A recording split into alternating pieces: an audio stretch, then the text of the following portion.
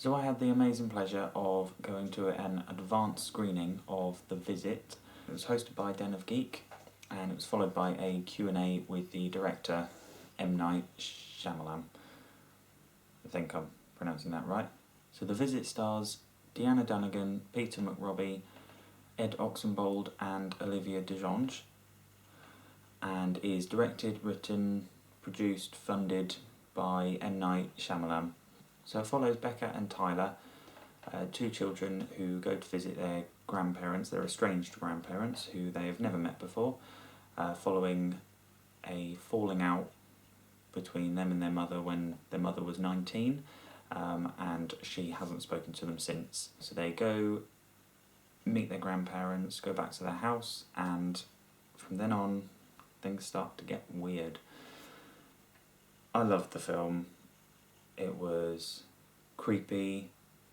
The trailer makes it out to be a straight up horror, and although it's absolutely terrifying, really eerie, I've never jumped out of my skin so much, well, for quite a while. It's actually really funny as well. It's darkly comedic, and it was absolutely hysterical. I was giggling my little tits off, and then was crapping my pants and jumping all over the shop. So it's a really weird mix, but it really works, and it's quite different to Shyamalan's. I don't know if I'm pronouncing that right. I feel like I'm not. Shyamalan, but it's very different to his previous films in that it has such a funny, light tone, but also has that dark side which is really terrifying, which is similar to his other films. It was really, really good.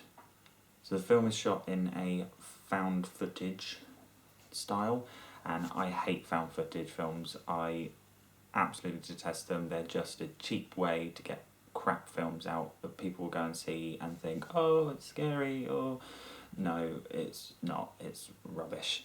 But this film actually does it really, really well. It doesn't feel like a found footage type film.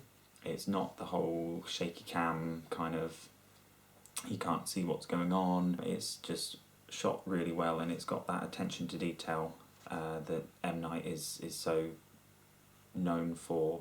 And in the Q&A afterwards, he actually said that he was directing the camera operator as if he was an actor in there, so the camera operator would have to take on the mannerisms of the characters that were meant to be holding the camera, and I just thought that was really thought out, and you can see all of his shots are just planned and composed so well, and it's still got a visual beauty to it, which a lot of found footage films just scrap completely. So I was really, really impressed with that. The trailer doesn't make it feel like, or doesn't make it known that it's going to be found footage, so I was a little bit worried when I heard that just before going in, but it was really, really good. So the film was entirely funded by M. Night. He used his personal money to fund the film in an attempt to get creative freedom, so that he didn't have people taking his film away for the final cut, and he had complete creative control over his project. And you can really tell that because there are some really shocking things that you just wouldn't expect, and I won't spoil any of them, but they're really weird, and you should just not do those types of things to children. Another thing that really impressed me were the characters. The fact that most of the film is just 4 characters. You've got Nana, Pop-Up, and then the 2 children, Becca and Tyler. Every character is just so well-rounded, and there's points where, even though the grandparents are creepy as hell and weird and you don't know what's going on, there are times when you do feel sympathy for them and you do kind of relate to them, and you think, oh, actually, yeah, that's quite a Nan thing to do. Obviously then, a few minutes later, they do something that's really not Nan-like and makes you kind of never want to go and visit your Nan again. But they were just really well-rounded. The child actors in Olivia DeJonge and Ed Oxenbould were amazing. I don't normally like child actors. They can be really, really annoying, but M. Night seems to have gotten really good child actors in all of his films. He did say that he does like to put children in his films because there's the age of kind of 10 to 15 where you're kind of transitioning into adulthood and you're stopping to believe in things, and it can be that kind of gateway for the audience. It's really risky, but he manages to find really good child actors, which shocks me. So, I mean, Haley Joel Osment was really good in Sixth Sense. He may not have done much else that's great, but he was really good in that, and the same with the children here. They're really good. I do apologise, the sun just seems to have come out and sunned up my belly.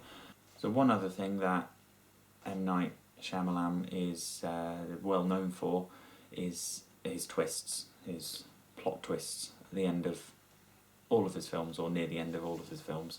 There is a twist in this, but it's not huge, major, game changer kind of twist, which I wasn't sure about. Because it's him, I thought I was waiting for a big twist, and then when it came, I was kind of like, actually, no, I'm cool with that.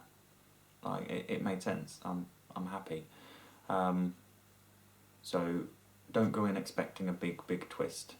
Just accept it and just watch it and appreciate for what it is, because it's such a tremendous film. It's so eerie. I mean, I've been on edge since I watched it, walking around the house.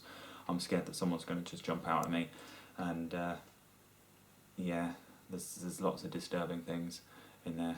I don't really want to go into too much detail about some of the scenes, because I want you to watch it to experience it yourself, and I think it's a return to form for M. Night Shyamalan. And I must say, he's such a nice guy. He's such a lovely guy, and like, he was so attentive and answered all the questions in quite a lot of detail, and he's just a really nice guy, and I really hope this film does well for him, because it's a really good film. It's one of a kind. I can't think of any other film that there's that extreme with the comedy, where there was riotous laughter in the audience, and then there was also absolute terror in there. So I just think it's really good, and I think you should watch it. I'm going to give The Visit an 8.5 out of 10. As I said, the trailer does make it seem like a straight up horror, but it's not. It's very funny, very terrifying as well. You should just go and see it, really. So The Visit comes out on the 9th of September, I believe, in the UK, and it may come out on the 11th of September in the US. So that's next week, so go and give that a watch. I have written a more in-depth review of The Visit, so if you want to check that out, I will link that below. And as always, I'd love to hear what you think of the film if you have seen it. If you haven't, then let me know your thoughts on the trailer, or if you want to go and see it. And yeah, if you like this, subscribe for more videos. Thanks for watching.